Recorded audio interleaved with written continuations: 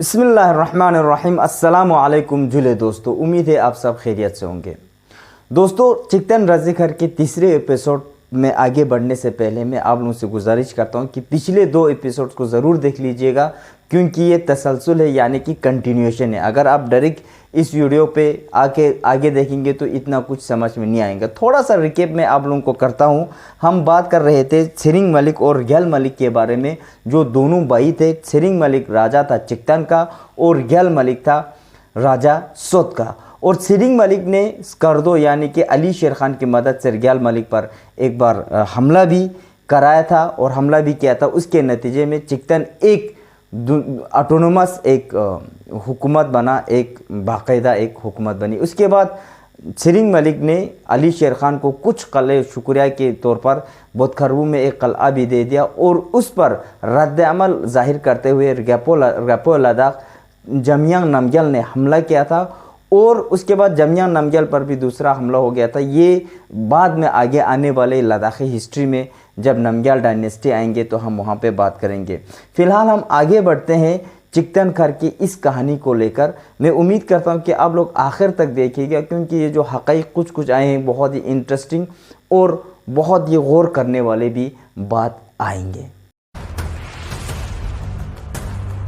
दोस्तों, रैपो लद्दाख ने सिरिंग मलिक और ग्याल मलिक दोनों की हुकूमत को कुछ नहीं किया और वो उसी पर छोड़कर वापस लद्दाख चले गए। तब सिरिंग मलिक एक तरह से दामाद था रैपो लद्दाख का, तो उसके अंदर एक ऑलरेडी एक क्या बोल सकते हैं हम, एक हिम्मत, एक ताकत ऑलरेडी आ गई थी। और वो उसने सिर्फ चिकटन की हुकूमत पर ही इक्तिफा नहीं किया, बल्कि वो चाहते थे कि उसके सरहद, उसकी हुकूमत के सरहद आगे तक रहे, चले जाए। और उन्होंने क्या किया कि पश्कुम पर हमला करने की तदबीर की, क्योंकि पश्कुम उस वक्त एक बहुत ही बड़ी सल्तनत थी देखा जाए तो। क्योंकि पश्कुम के अंदर लोचुम, स्तिक्चे, स्कम्बो और आगे तचाकरत और नीचे की तरफ देखा जाए तो करगिल, मिंजी और कनौर तक पश्कुम के अहाते में आते थे।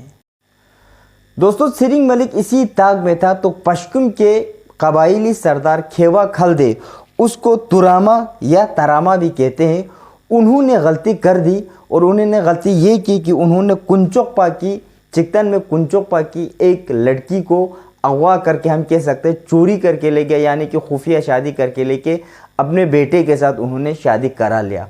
और कुंचोकपा जाके सिरिंग मलिक से उसकी शिकायत कर दी।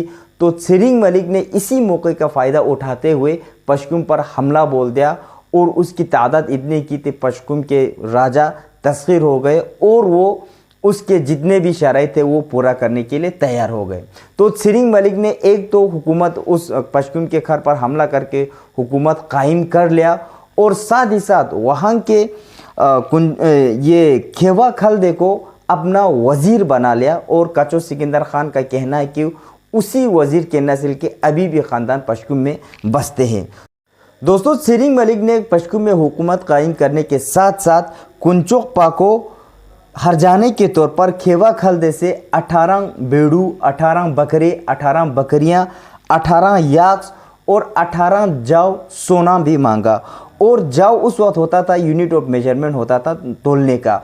और साथ ही साथ सिरिंग मलिक ने अपने लिए, अपने ही मिल्कियत में कुछ ज़मीन ले ली और उस ज़मीन को छतपासा के नाम से अभी भी गाँव में है, पश्कुम गाँव में। छतपासा का मतलब जुर्माने की ज़मीन।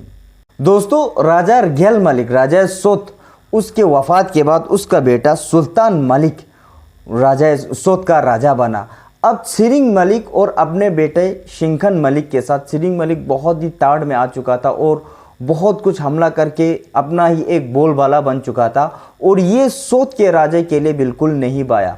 तो आखिरकार सोत के राजा ने चिकटन पर हमला बोल दिया और हमला इतना ख़तरनाक था कि सिरिंग मलिक और उसका बेटा, हालांकि उन्होंने बहादुरी से लड़ा, लेकिन उसी जंग में वो दोनों मारे गए। और उनके 2 बेटे यानी कि आदम मलिक और छोगजांग मलिक को राजा सोत ने अपना बंदी बना लिया, यानी कि कैदी बना लिया। और योखमा खरबू के एक कलए में थोड़ी सी कुछ खानों के साथ वहाँ पे नज़रबंद करके, यानी कि कैद करके वो वापस चला गया सोत। इसी हमले के दौरान एक बूढ़ी औरत होती है, उन्होंने गछु नाम की एक गांव में जो गचू नाम का जो महला है वो युहमा खरबू में उन्होंने 20वीं सोत के बहुत सारे फौजियों को एक गार के अंदर ले जाकर मार दिया था और उस गार का नाम अपिस्त्रिंजंग में बाहो कहा जाता है। कहा जाता है कि जब वहाँ से सोत के आदमी गुजर रहे थे तो उस बूढ़ी ने क्या कहा कि उस गार की तरफ दिखाते हुए उनको बोला कि आप जितने भी चिकटन के बहुत सारे फौजी इस गार के अंदर छुपे हुए हैं, आप गार के अंदर जाके उनको मारो। तो वो फौजी इनके कहने पे आ गए और सारे लोग एकदम से गार के अंदर चले गए। जो ही गार के अंदर गए तो उस बूढ़ी ने गार के दरवाजे पर इतना घास फूस जलाया और इतना जलाया कि अंदर धुएं से वो सारे वहां पे दम घुटकर मर गए। चिकटन के लोग अब इस हादसे के बाद चौजान मलिक और आदम मलिक को तख्त पर देखना चाहते थे, लेकिन एक तो वो दोनों राजा सोत के कैद में था और दूसरा वो दोनों माइनर थे, लेकिन वो राजा लद्दाख यानी कि जमयान नमग्याल के पोते थे और उनका एक खूनी रिश्ता था ले के साथ। तो उन्होंने एक तो ले वफद भेजा और साथ ही साथ स्कर्दो अली शेर खान के साथ पास भी एक वफद भेजा कि किसी भी तरीके से सोच से इन दोनों को छोड़ दिया जाए। उस वक़्त लेह में सिंगेन नमग्याल यानी कि लद्दाख में सिंगेन नमग्याल हुकूमत बरसरे इख्तिदार था और उनका वालिद जमयान नमग्याल अब हुकूमत से किनाराकश हो चुके थे। लेकिन उस वक़्त सिंगेन नमग्याल सक्संग रासपा लामा सक्संग रासपा के साथ मजहबी उमूर में उनको फैलाने में या साथ ही साथ मोनेस्ट्रीज बनाने में मसरूफ़ थे और उनकी तरफ से कुछ जवाब नहीं आया। लेकिन स्कर्दो के राजा के साथ काम हो गया और अली शेर खान ने उन दोनों बेटों को रिहा करने में मदद की। वो यूँ होता है दोस्तों, उस वक़्त अली शेर खान की बीवी बीमार होती है और जो वफद जाता है यहाँ से एक अमची यानी कि उस वक्त के डॉक्टर साथ में वो वही जाते हैं वफद लेकर। जब वहाँ जाकर इलाज करते हैं तो अली शेर खान बहुत खुश होते हैं और कहते हैं कि बताओ तुम्हें क्या चाहिए। तो उन्होंने वहाँ पर हुब्बुल वतनी का सबूत देते हुए कहते हैं, राजा साहब मुझे आपसे कुछ नहीं चाहिए, बल्कि मैं आपसे ये चाहता हूँ कि शिंखन मलिक के दोनों बेटों को वहाँ के सोत के राजा से इल्तिजा करके उन दोनों को रहा किया जाए और उनका हुकूमत बहाल किया जाए। और अली शेर खान वैसा ही करते हैं और सोत के राजा अली शेर खान का बहुत इज्जत और एहतराम करते हैं और उन्होंने उनकी बात को मानते हुए उन दोनों शहजादों को रिहा करते हैं। दोस्तों, न सिर्फ सोत के राजा ने न सिर्फ उन दोनों शहजादों को आज़ाद किया बल्कि उनका हुकूमत भी बहाल कर दिया और आदम मलिक को राजा चिकटन का राजा बना दिया। और साथ ही साथ राजा चिकटन और पश्तून कुछ देर सोत की हुकूमत के अंदर रहने के बाद फिर से बहाल हो गया। अब सिरिंग मलिक के पोते चिकटन और पश्तून दोनों पर राज करने लगा।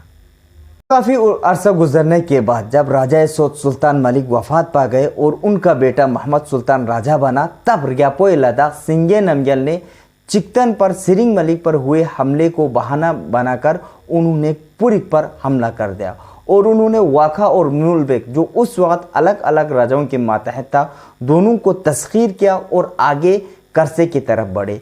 करसे में भी उन्होंने लगभग सारा कुछ अपने नाम कर लिया और वहाँ पर गुंगा नमग्याल को भी उन्होंने असीर कर लिया था। तब सोत के राजा मोहम्मद सुल्तान ने राजा स्कर्दो के राजा आदम खान से मदद मांग ली। आदम खान ने अली मुराद खान जो उस वक्त कश्मीर का सूबेदार था मुग़ल राजाओं का, उनसे मदद मांग ली। तो उन्होंने वहाँ से मुग़ल फ़ौज बुलाकर करपोखर पे काफ़ी ज़बरदस्त लड़ाई हुई और सिंगेन नमग्याल वहाँ पर शिकस्त खाकर भागने लगे। सिंगेन नमग्याल को यह भी खदशा था कि कहीं मुग़ल फ़ौज लद्दाख आकर ज़्यादा तबाही न मचाए, तो उन्होंने जल्द ही जल्द सुलह की दरख्वास्त की और सुलह मंजूर हुआ। तो उसमें यह तय पाया कि सिंगेन नमग्याल हर माहाना या सालाना मुग़ल फ़ौज को, मुग़ल राजाओं को नजराना पेश करे।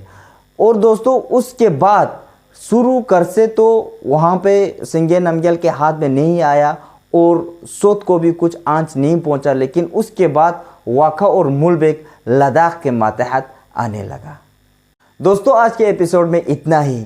आगे की कहानी, आगे के हक़ाइक़ आगे आने वाले वीडियोस में इंशाअल्लाह बयान करूँगा। फ़िलहाल इसी पर आप लोगों से अलविदा लेता हूँ। उम्मीद है आप लोगों को ये वीडियो पसंद आई होगी।